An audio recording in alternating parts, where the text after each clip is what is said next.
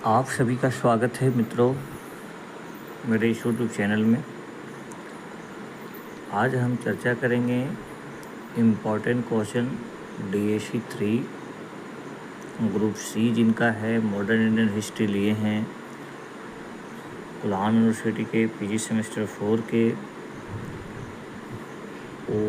इस पेपर में क्या क्या इम्पोर्टेंट प्रश्न रह सकता है, सबसे पहले हम चर्चा कर लें।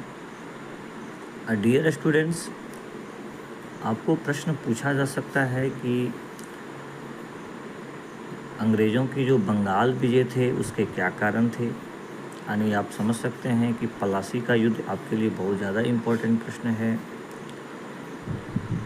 दूसरा है बक्सर का युद्ध को भी पढ़ लीजिएगा, लेकिन बेसिकली रूप से बंगाल में पूछ रहा है the English East India Company and is rule in Bengal. आगे इम्पोर्टेंट प्रश्न हो सकता है कि ईस्ट इंडिया कंपनी की जो शासन व्यवस्था यहाँ स्थापित हुई उसका क्या प्रभाव पड़ा भारतीय अर्थव्यवस्था पर, और उसमें धन का जो बहिर्गमन का सिद्धांत था जो मैंने आपको बताया था, ड्रेन ऑफ वेल्थ, उसके वजह से यहाँ की कृषि व्यवस्था पर क्या प्रभाव पड़ा, यहाँ व्यापार वाणिज्य पर क्या प्रभाव पड़ा। ठीक है, ये सब चीज़ों के बारे में आप अच्छे से पढ़ लीजिएगा। नेक्स्ट जो इम्पोर्टेंट प्रश्न बनेंगे इस पेपर में वो बनेंगे आपको अस्थाई बंदोबस्त की विशेषता, इसका प्रभाव, ठीक है, अच्छे से पढ़ेंगे। स्थायी बंदोबस्त का क्या प्रभाव पड़ा, इसमें क्या पॉजिटिव गुण था, क्या नेगेटिव प्रभाव, किसानों पर के ऊपर के क्या प्रभाव पड़ा, ज़मींदारों को इससे कितना फ़ायदा हुआ, कंपनी को कितना फ़ायदा हुआ, ये आपको अच्छे से स्थायी बंदोबस्त अच्छे से पढ़ लीजिएगा।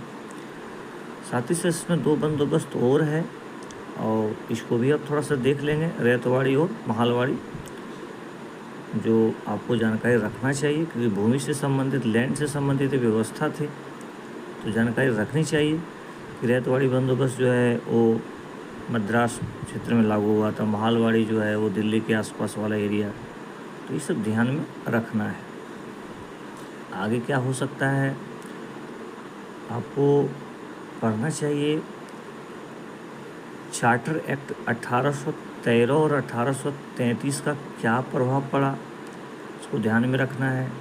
भारतीय व्यापार पर क्या प्रभाव पड़ा, मतलब इसके इफ़ेक्ट को खासकर ट्रेड एंड कॉमर्स के दृष्टिकोण से आप लोग को देखना है। अफीम व्यापार किस प्रकार से उदय हुआ, क्या पहले यहाँ अफीम का व्यापार होता था इंडिया में, इसके उदय के पीछे क्या कारण थे, उसका क्या महत्व है, अंग्रेज क्यों अफीम का व्यापार करना चाहता था।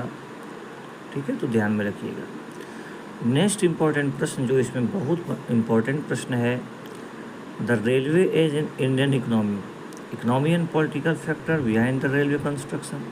रेलवे का जो निर्माण हुआ उसके पीछे आर्थिक और राजनीतिक कारक कौन से विषय आर्थिक और अनैतिक कारक जिम्मेदार थे इसके निर्माण के पीछे।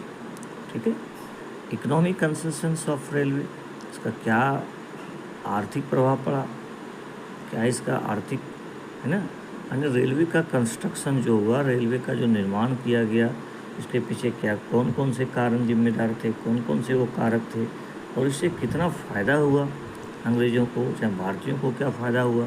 ठीक है, ध्यान में रखने का है।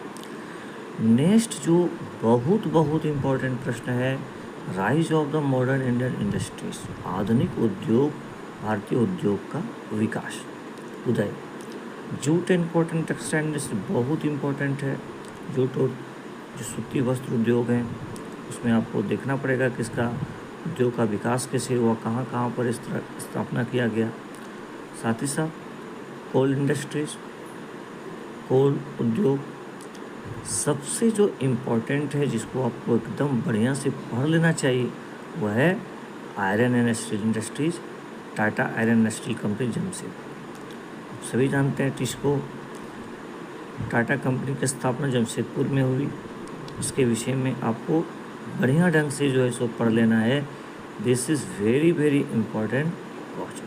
ठीक है, तो ये कुछ इम्पोर्टेंट क्वेश्चन था डियर स्टूडेंट्स, जिसका मैंने आपको चर्चा किया इस पेपर में। तो हम नेक्स्ट वीडियो में आपको इस पेपर में जो इम्पोर्टेंट ऑब्जेक्टिव प्रश्न होते हैं उस पर मैं लाइव आकर के, नहीं तो फिर हम चर्चा करके आपको बता देंगे। Thank you so much. Please like and subscribe my YouTube channel. और जो भी मेरे स्टूडेंट्स ग्रुप ए और ग्रुप बी के हैं उनका भी हम नेक्स्ट में बना देंगे। ठीक है, लेकिन ये बेसिकली आपका जो जिनका ग्रुप सी है, आधुनिक भारत का इतिहास है, उनके लिए इम्पोर्टेंट